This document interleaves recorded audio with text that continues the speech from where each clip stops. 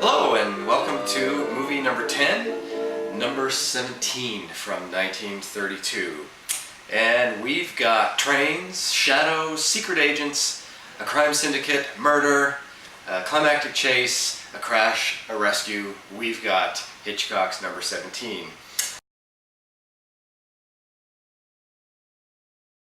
And this is the end of our relationship with British International Pictures, a relationship that became very frustrating and stifling for Mr. Hitchcock. As mentioned in last week's review of Rich and Strange, the Hitchcocks needed a vacation, so Alfred, his wife Alma, their little baby girl Patricia, took a world cruise, got lots of energy, felt really good, came back, and were excited to do their new movie idea, and the studio basically said, no, you have to do this first. This is what we've got scheduled for you first.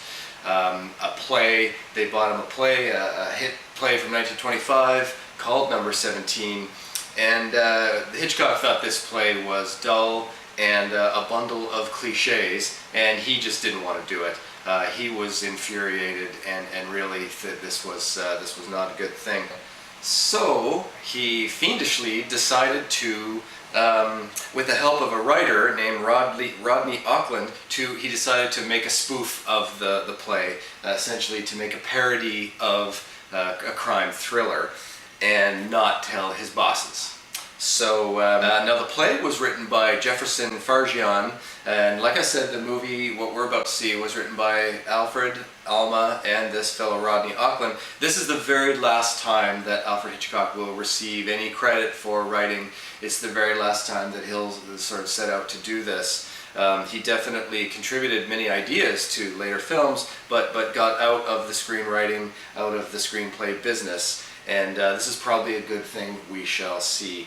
On to the movie. There's lots of characters in this movie. There's too many characters in this movie. So the setting is a dark, abandoned, scary house. Kind of like a Scooby-Doo episode. They all sort of, hey gang, look at that dark, scary house, let's go investigate. And sure enough, our lead actor, Jon Stewart, stumbles upon a dark, scary house, sees something suspicious, and goes in to investigate. He finds a hobo who's in there. They both discover a dead body.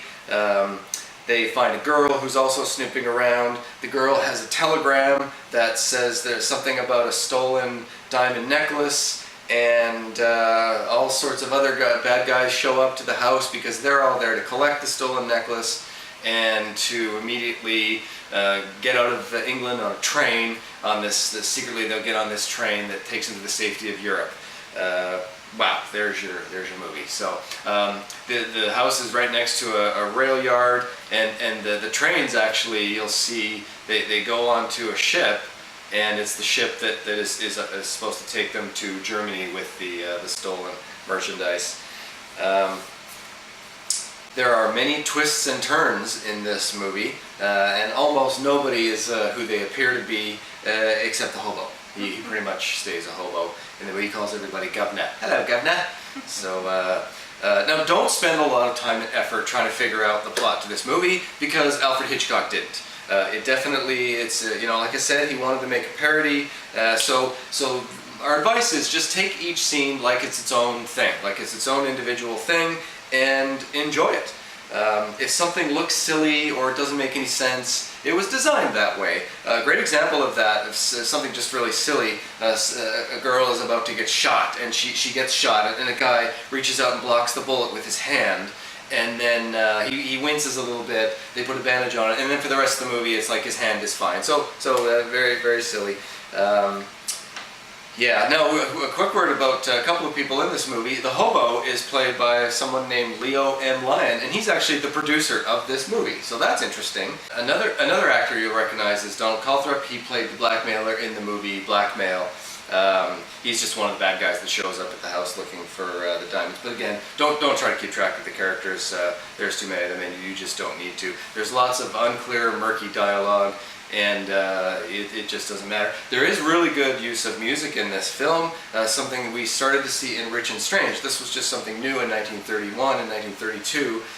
It's a new thing, and where music is enhancing the scenes. There was virtually no music in Blackmail, a little bit of music in the movie Murder, where Sir John is of course shaving, and they had to have a 30-piece orchestra hidden off camera to do that. It was just really hard to dub in music at the time, but here we definitely have music that sets the tone of suspense and mystery.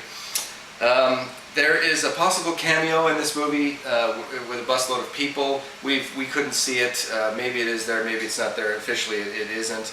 In this movie from 1932, a year where Anthony Perkins was born, who of course becomes Norman Bates in the movie Psycho. So there you have it, from 1932, Hitchcock's Number 17. Let's watch.